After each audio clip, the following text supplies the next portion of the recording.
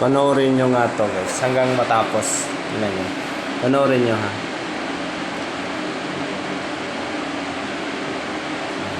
Paglabas ng bola, cut ka sa gitna.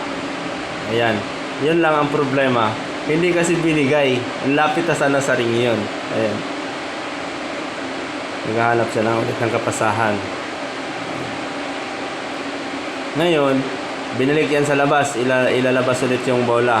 Malapit na buti na lang kalabas pa sa 3 seconds.